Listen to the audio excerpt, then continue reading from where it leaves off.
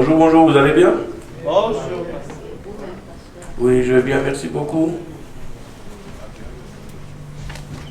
Alléluia. Dieu est bon, n'est-ce pas?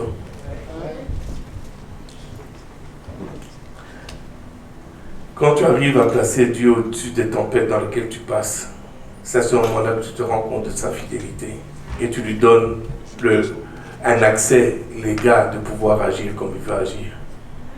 Et quand toi tu prends ça personnel, tu prends la direction, assurément tu fonces dans le mur. Et rien que pour ça, je dis Seigneur, merci pour ta présence. Tu es bon.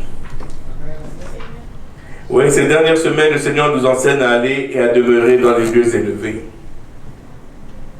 Pourquoi? Parce que c'est le lieu où les serviteurs de Dieu doivent être.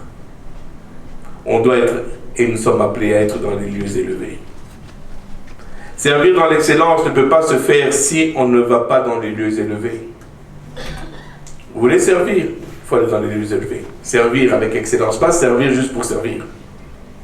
Parce qu'il y a deux façons de servir. On sert juste pour servir, ou on sert avec excellence, ça veut dire avec tout ce qu'on a pour la gloire du Père.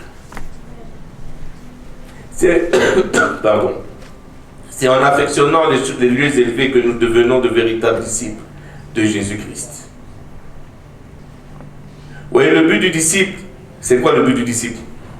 C'est d'être comme son maître. N'est-ce pas? On doit chercher à devenir comme le maître, comme Christ. De faire ce que le maître fait, de parler comme le maître parle. Est-ce que quand on verbalise quelque chose, est-ce qu'on le fait selon le maître, comme le maître l'aurait fait? Ou on le fait comme nous, on veut le faire sortir? Comment est-ce qu'on verbalise ça? Bien aimé, si on veut faire ce que le maître fait, on veut parler comme le maître parle, on veut être comme le maître est, alors aimons et vivons avec les autres comme Christ le fait avec nous.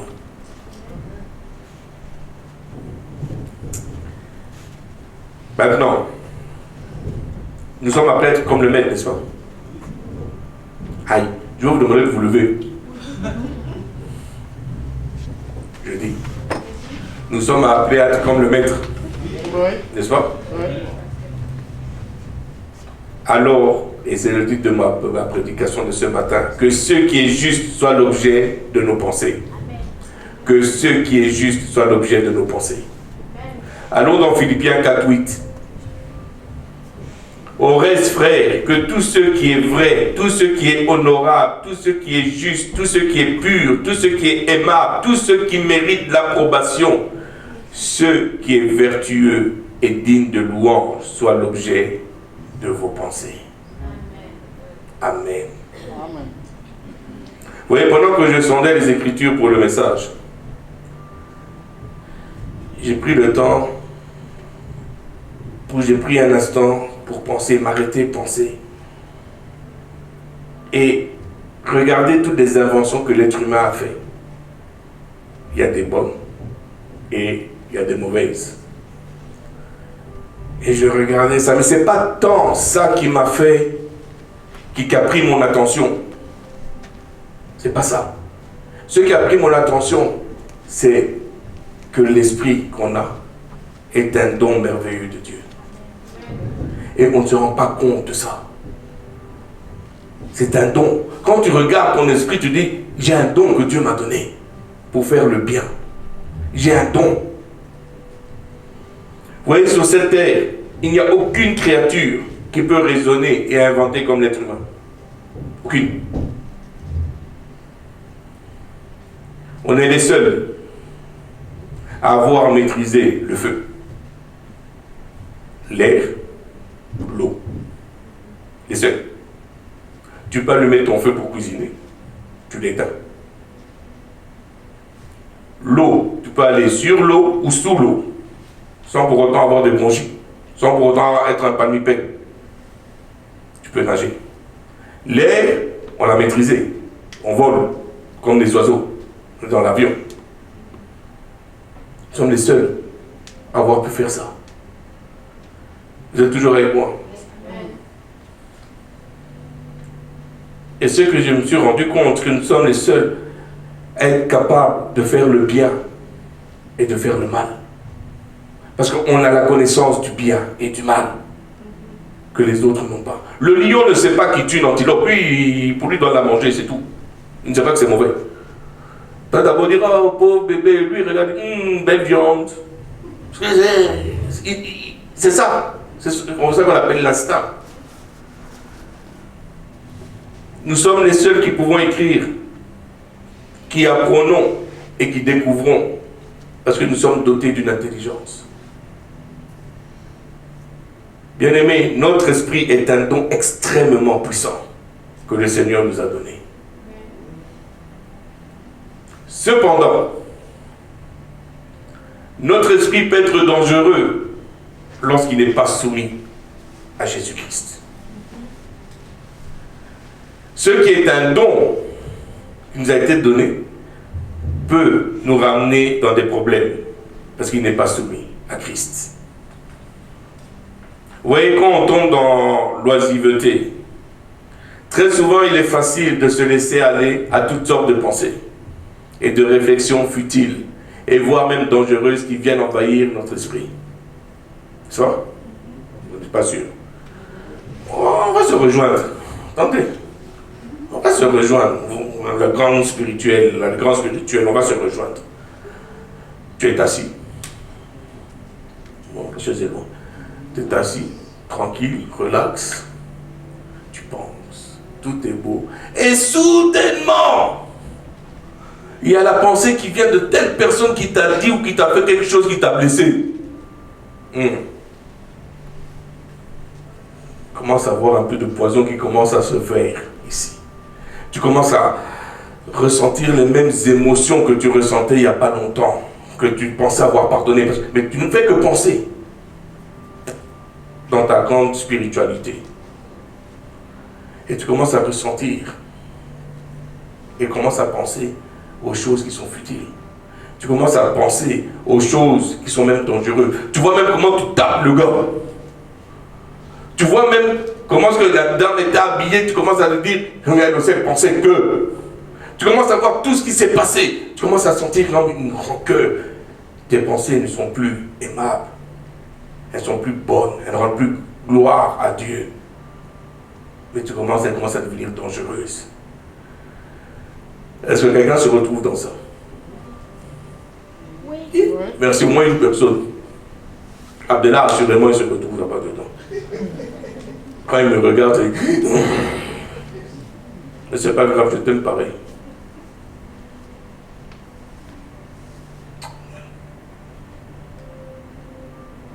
Amen.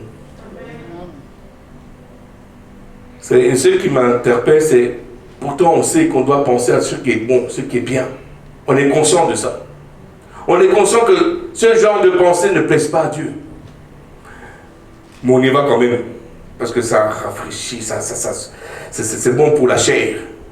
Mais ça tue l'esprit. Bien-aimés, pensons à ce qui est pur, afin de pouvoir expérimenter la paix de Dieu et être délivrés de toute angoisse.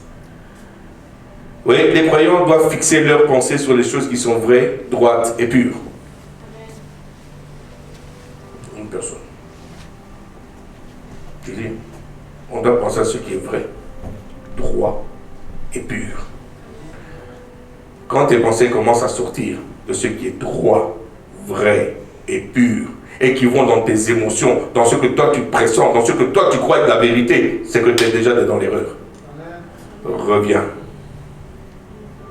Et personne ne peut me dire, je ne savais pas. Non, tu le sais. Tu es conscient. Parce que tu penses.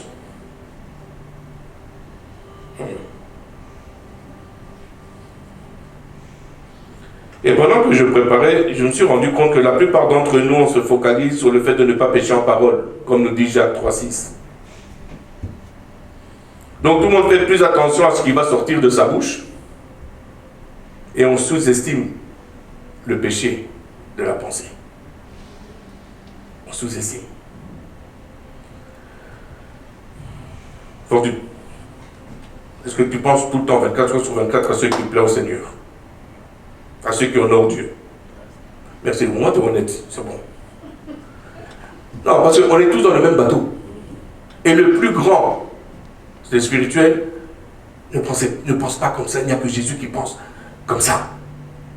À un moment donné, on tombe tous. On doit se relever. C'est pour ça que Dieu, Christ nous a laissé la repentance, pour qu'on puisse demander pardon. Parce qu'on ne pense pas toujours comme on devrait penser pour honorer le Seigneur. Et pendant que j'étais en train de préparer, je me suis rendu compte que la langue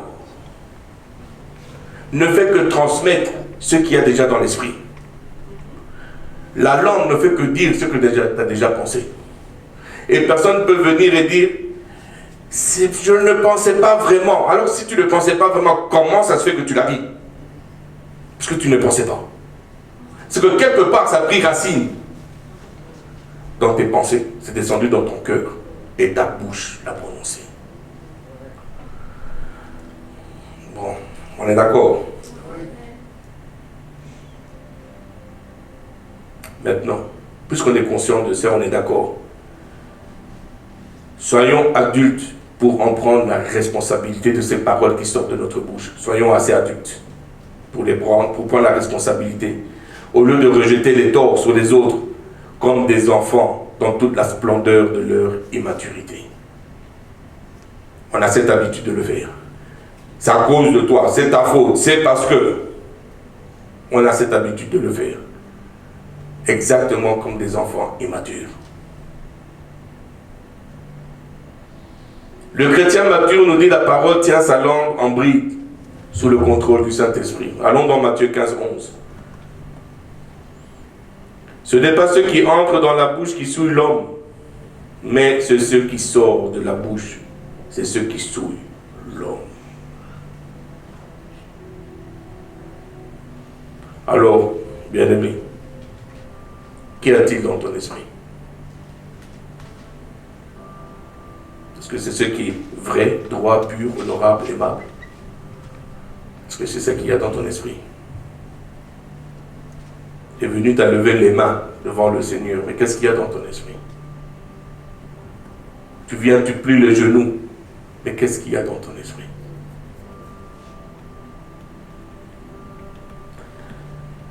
Les pharisiens aussi venaient.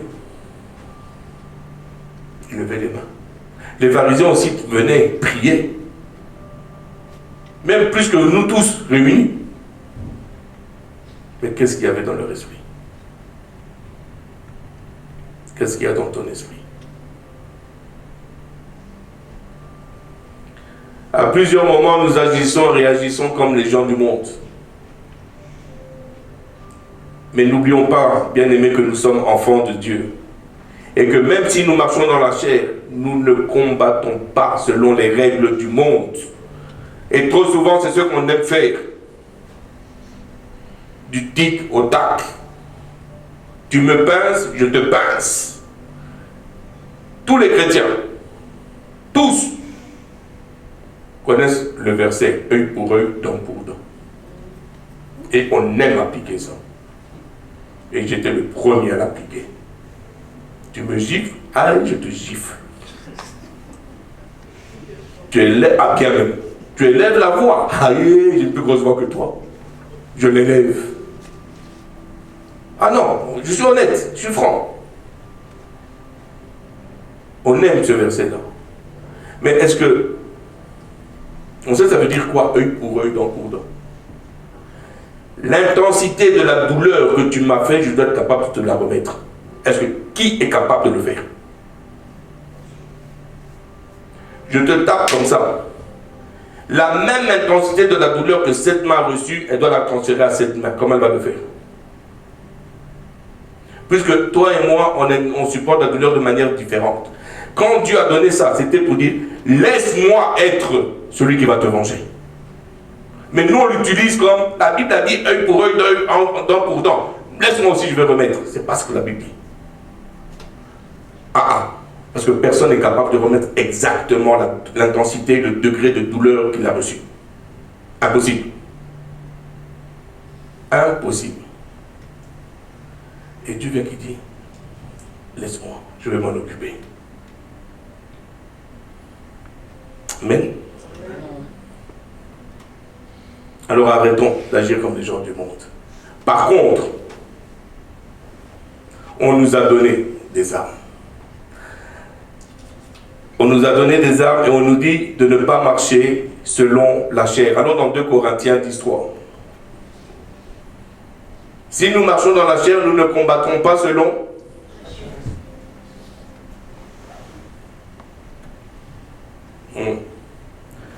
Une parole douce calme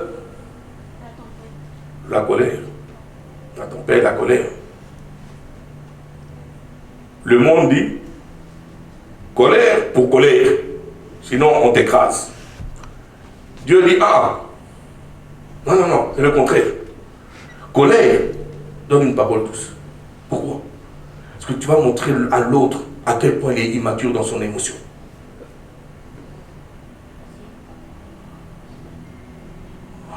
C'est chaud.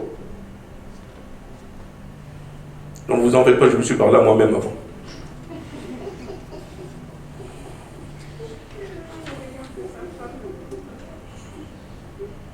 Bien-aimés, ce que le Seigneur nous a donné sont des armes spirituelles. On oublie qu'on ne se bat pas contre la chair et le sang. Ce n'est pas contre eux qu'on se bat. On a des armes spirituelles extrêmement puissantes, mais on les sous-utilise, malheureusement. Pourtant, ce sont les seules armes qui sont capables de vaincre. Elles ont le pouvoir de renverser des forteresses, de détruire les principautés démoniaques. Allons dans 2 Corinthiens 10:4. Car les armes avec lesquelles nous combattons ne sont pas charnelles, mais elles sont puissantes par la vertu de Dieu pour renverser.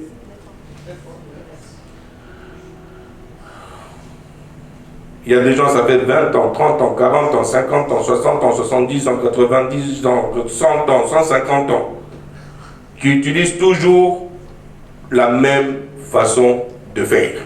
Et la même façon de faire, ils savent où ça va ramener. Et ils se mettent à genoux. Ils disent, Seigneur, change. Dieu dit, change la façon de faire.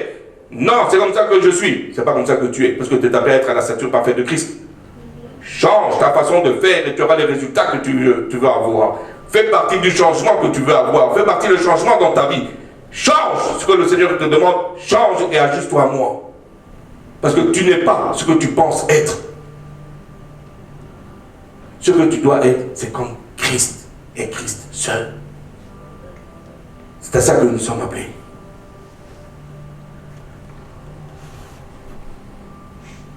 Maintenant, une autre question, vous les jeunes. Est-ce que vous savez qu'on n'a pas à être captif du monde pour être accepté des autres? Pas besoin de faire comme les gens du monde pour que les gens vous acceptent.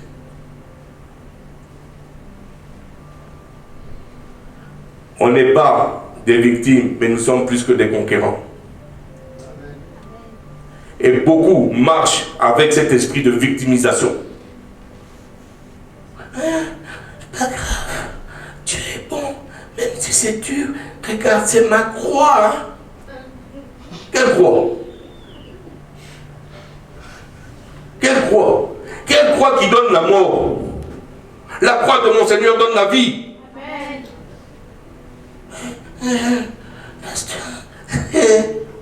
Yo, rigole. La joie de l'Éternel est ma force. Pas parce que tu souris pas, tu penses que tu es plus spirituel que celui qui sourit. Moi, je me pose la question.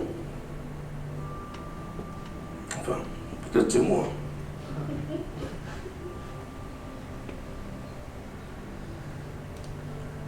Vous savez, la victimisation va toujours nous paralyser dans notre marche avec Dieu. Tout le temps. Pourquoi? Parce que quand tu es victime, tu n'as pas la force d'utiliser les armes qui t'ont été données. Parce que tu es victime déjà. Tu t'avoues vaincu. Et tu fais de la parole de Dieu qui dit que tu es vainqueur un mensonge. On n'est pas des vaincus, on est des vainqueurs. Mais pour ça, il faut le croire. Et il faut le mettre en pratique. J'avais expliqué, croire ça veut dire quoi? La semaine passée, j'ai expliqué.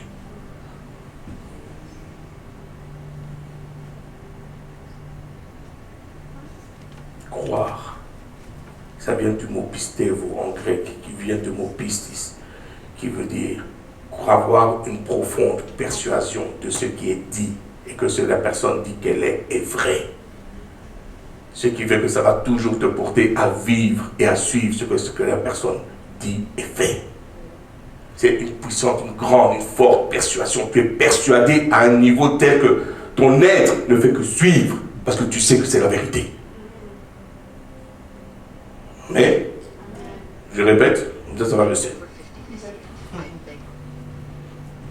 Croire vient du mot pistego, dont la racine est pistis, qui est foi, qui veut dire une profonde, une forte persuasion de ce que la personne dit qu'elle est et ce qu'elle enseigne est vrai.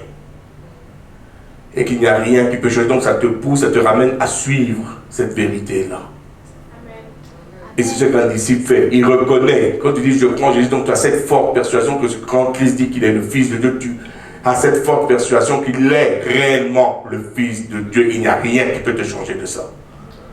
Et puisque tu sais qu'il est le Fils de Dieu, qu'il est le Sauveur et Seigneur de ta vie, tu vas le suivre naturellement et obéir à son enseignement.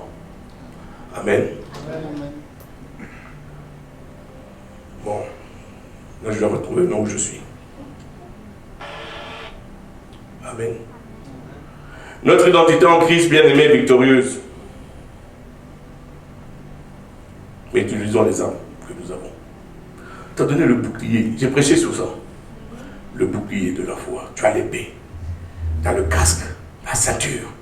Tu as tout ce qu'il faut pour aller au combat. Tout. Et ce sont des armes que le malin a peur. Quand il te voit armé, il tremble.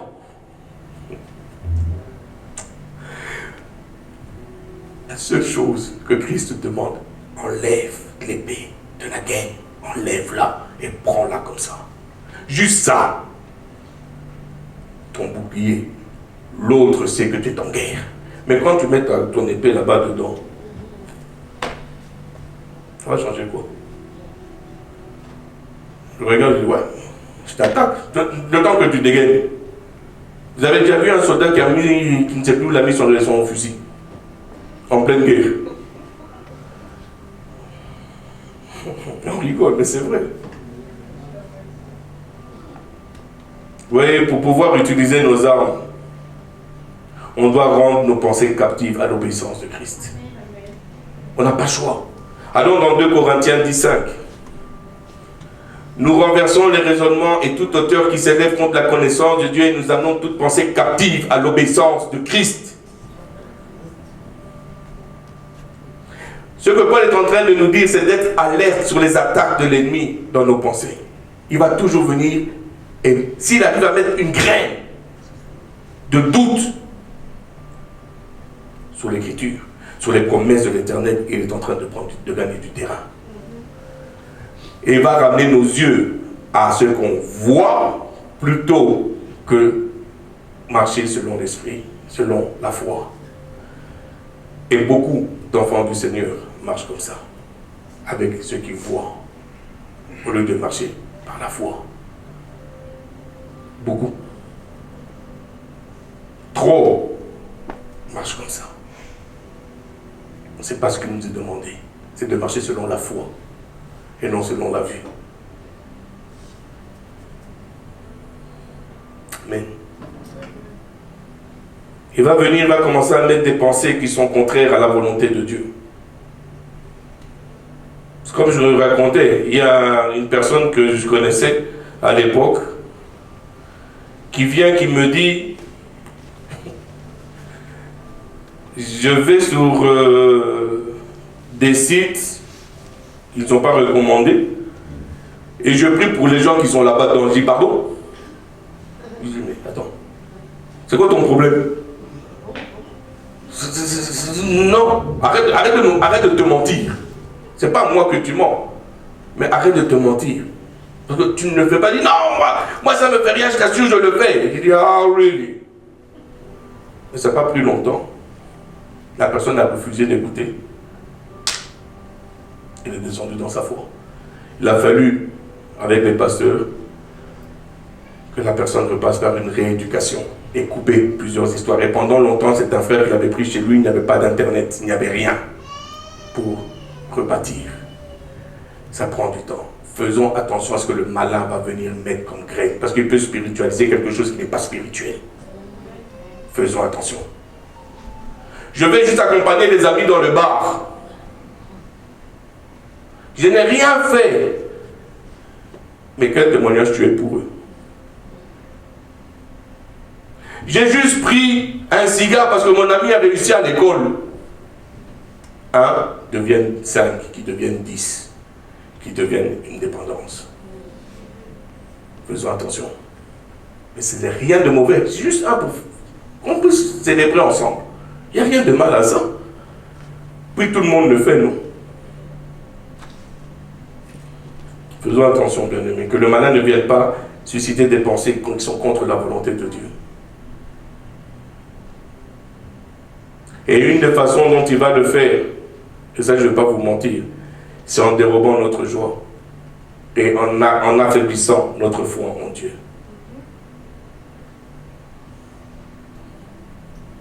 Qui parmi nous a prié qu'il n'a pas eu de réponse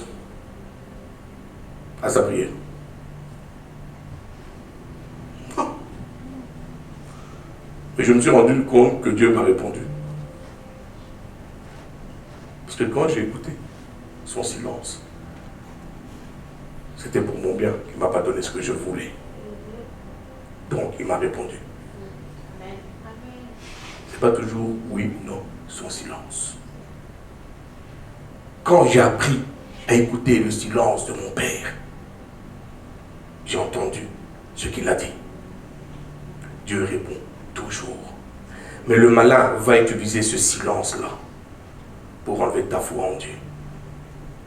Parce que Dieu ne t'a pas donné d'après lui. Or que Dieu a répondu. Il y a une chose qu'on doit comprendre. Quand on demande quelque chose à Dieu, ce n'est pas qu'il nous donne, on attend sa réponse. Vous voyez, trop souvent on vient dans la présence du Seigneur. Seigneur, donne-moi, Seigneur, j'ai besoin de ceci, Seigneur. Oh Dieu, tu es grand, tu es bon. Seigneur, Seigneur, merci. Ok.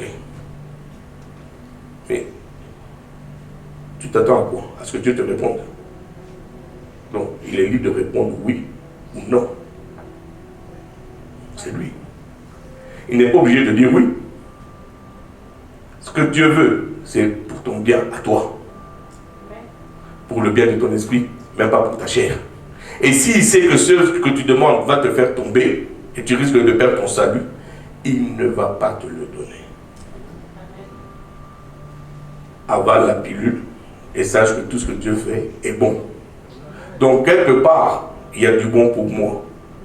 C'est maintenant moi qui dois trouver où se trouve le bon dans le nom que Dieu m'a donné. C'est, je peux faire que Dieu me dise non et je l'accepte, plutôt que l'homme me dise non. Parce que si Dieu me dit non, c'est qu'il y a quelque chose de mieux pour moi. Mais quand l'homme me dit non, par moments c'est par jalousie. Donc acceptez quand Dieu vous dit non, quand vous ne l'avez pas reçu, parce que Dieu vous a répondu à chacun d'entre vous qui avait levé la main. Dieu vous a répondu. Dieu vous a répondu, Dieu m'a répondu. Amen. Amen. Alors gardez la joie. Même s'il y a la tempête. Souris. Ouais, quand tu entends un du souris. Ouais, tu vois. Elle sourit. Je ne sais même pas s'il passe une tempête. Et regarde, Seigneur, merci. Tu es avec moi, c'est ça qui compte. Souris. Ce que je veux dire, la joie de l'Éternel n'est pas basée sur les circonstances par lesquelles on passe. La joie de l'Éternel est basée sur qui lui est. Il est en contrôle. Il est toujours assis sur le trône. Ça veut dire que ma situation peut être changée à tout moment. Pourquoi est-ce que je l'apporte? Je le dépose au pied de la croix et moi je me réjouis dans sa présence. Est-ce que c'est facile? Non. Est-ce que c'est faisable? Oui. Il faut juste payer le prix. Néhémie 8.10, je n'ai pas donné ça, mais Néhémie 8.10 dit, la joie de l'Éternel est ma force. Vous voyez dans l'épître aux Philippiens, qui est notre verset, dans Philippiens 4:8, qui est notre verset, Paul nous exhorte à penser à ce qui est excellent et digne de louange. Est-ce qu'on peut mettre Philippiens 4:8? Il nous exhorte à penser à ce qui est digne de louange et excellent. C'est honorable. Tout ce qui est juste, pur, aimable, mérite d'approbation. En fait, tout ça nourrit notre esprit. Tu ne perds pas l'espérance, mais au contraire, tu as l'espérance, tu as la joie, tu as la confiance, tu as l'amour de l'Éternel. Tout se retrouve là-bas dedans. Ça te bâtit. Mais il y a une chose que j'aime bien. Paul ne nous dit pas faites-les. Bien sûr, il dit nulle part. Il dit que cela soit l'objet de vos pensées. Il n'a pas demandé de le faire. Il a juste dit pensez. Quand il dit faites-les ou pensez, il dit quelque chose qui est bien plus important. En fait, il nous donne le secret. Il dit pensez-y, ce qui veut dire prenez-les dans la bouche, méditez-les, mangez tout ça, donc toutes ces pensées, tout ce qui est honorable, tout ce qui est juste, tout ce qui est pur, tout ce qui est aimable, tout ce qui mérite d'approbation, ce qui est vertueux, digne de louange. Prends-le, mâche-le, avale-le, médite-le, fais ça que ça soit un en toi. Et qu'est-ce qui va se passer? C'est que ça va nourrir ta vie intérieure, ça veut dire que ça va nourrir ton esprit. Et puisque ça nourrit ton esprit, ça nourrit ton âme, ça va ressortir, rejaillir dans la vie extérieure. Mais est-ce qu'on le fait? Il suffit de regarder l'attitude de plusieurs personnes et tu vas savoir ce qui nourrit leur esprit. C'est pas compliqué. Tu ne peux pas cacher. Tu vas toujours agir selon ce qu'il y a en l'intérieur de toi. Tout le temps. Si tu es colérique, il y aura la colère qui va sortir. À un moment donné, il y aura la colère qui va sortir. Je vais appuyer sur le mauvais bouton à ce moment-là et c'est éruption de colère. Ce qui était comique hier devient colère aujourd'hui. Des gens qui sont émotionnels. Montagne russe. Tu ne sais pas comment même leur dire bonjour. Hier je dis bonjour comme ça, aujourd'hui c'est mauvais. On a plein d'exemples à donner. Si on fait et on pense à ce qui est honorable, ce qui est juste, ce qui est bon, ce qui est pur, ce qui est vrai, comment est-ce qu'on va commencer à se comporter? Ça va commencer à changer notre caractère. Est-ce qu'on est prêt à ça?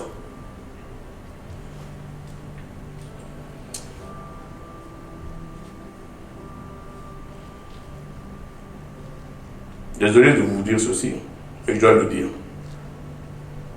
Arrêtons de nous leurrer.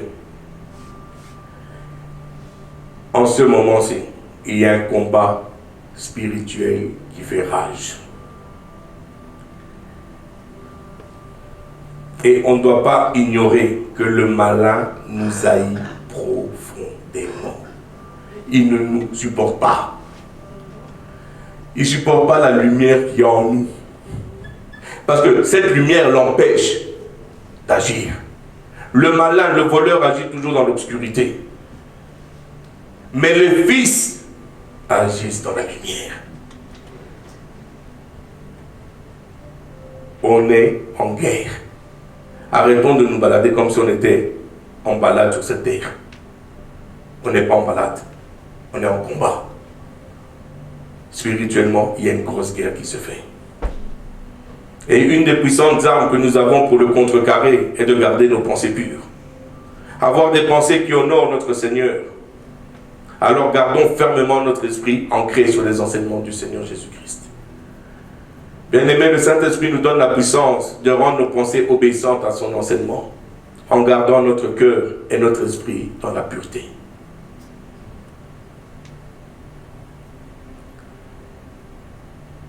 Tout ce qui appartient à Christ, je n'ai pas dit tous, je dis tout, ce qui appartient à Christ est bon et digne de tout honneur. Tout ce qui lui appartient est bon et digne de tout honneur. Et quand on parle de tout, ça veut dire aussi ton frère et ta soeur qui sont à côté de toi. pense à eux, prie pour eux, exhorte-les, sois là pour eux. C'est bon. Pour le Seigneur, il se réjouit de ça parce que ça lui donne honneur. Amen. Je vais finir avec ça. Si par moments nous sommes épuisés de tous ces vents et de toutes ces tempêtes dans notre vie, nous devons arriver à nous relever, à savoir que Jésus-Christ, le roi des rois, est à nos côtés. Et en lui, on peut avoir le repos même dans la tempête. Hébreux 3:1 nous dit, c'est pourquoi, frères saints, qui avez pris part à la vocation céleste, considérez l'apôtre et le souverain sacrificateur de la foi que nous professons, Jésus-Christ.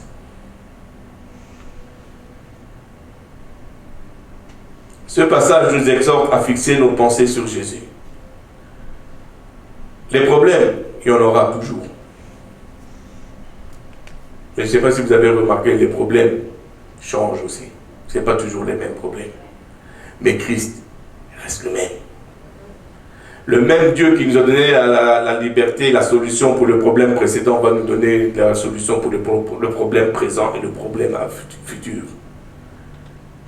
Mais concentrons-nous sur Christ et Christ seul. C'est uniquement de cette manière que notre esprit pourra demeurer pur. Si Christ est l'objet de toutes nos pensées, alors notre langue ne parlera que de Christ. Toutefois, si nous permettons au monde de polluer notre esprit à travers des paroles grossières, ou par ce que nous voyons dans les médias, et qui est peu recommandable, ce sera alors de ces choses-là, qui ne sont pas dignes de louange, que notre langue parlera. Nous devons rendre captives nos pensées et permettre que tout ce qui est de Dieu soit l'objet de nos pensées. Restons accrochés à Christ. Les temps sont mauvais. Les temps sont mauvais. Même les médias, et surtout dans les médias, même maintenant à la télévision, il y a certains mots qui seront que tu te demandes comment c'est accepté à la télévision. Qu'il y a 5 ans, c'était refusé. Aujourd'hui, c'est devenu banalisé. Faisons attention à ce qu'on entend, à ce qu'on voit. Mais remplissons notre esprit de la parole de Dieu, de la présence de Dieu. Fréquentons les frères et sœurs pour nous élever, pour nous tirer vers le haut. Et gardons notre Seigneur proche de nous. Que le Seigneur vous bénisse.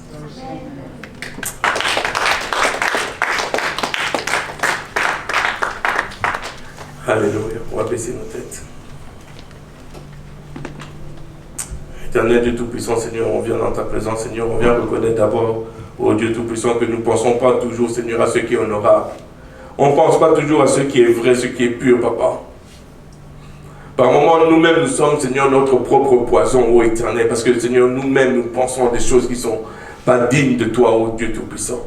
Papa, on ne cherche pas, Seigneur, qui nous ramène à pas, qui a fait ceci, Seigneur, nous prenons cette responsabilité que nous-mêmes, nous avons failli. Et Seigneur, on vient te demander pardon. Saint-Esprit, prends-nous par la main maintenant. Et dirige-nous, ô Dieu Tout-Puissant, à avoir les pensées qui t'honorent. À avoir, Seigneur, les pensées, Seigneur, qui sont vraies, qui sont pures, qui sont dignes, Seigneur, de toi, Papa. Apprends-nous, ô Éternel des armées, à penser, Papa, comme toi tu as pensé, Seigneur Jésus-Christ. Seigneur, on ne peut pas le faire par nous-mêmes. Seigneur, à maintes reprises, Seigneur, nous avons essayé par nos propres forces. Mais aussitôt la décision prise, Seigneur, aussitôt, Seigneur, on retombait, Seigneur. Et on retombe encore dans les mêmes pensées futiles. Mais avec toi, on sait que nous avons la victoire. Alors on se tient maintenant devant toi, ô Éternel des armées. Non pas, Seigneur, en tant que victime, mais Seigneur, en tant que victorieux, Papa, parce que tu nous as rendus victorieux, Papa.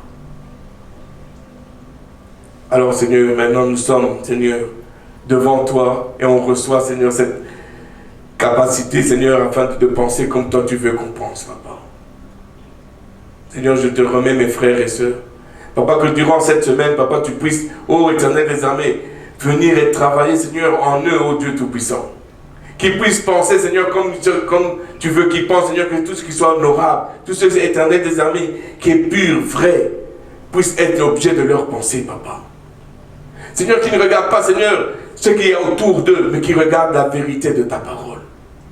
Parce que ce que tu as dit, c'est ce que tu es, Papa.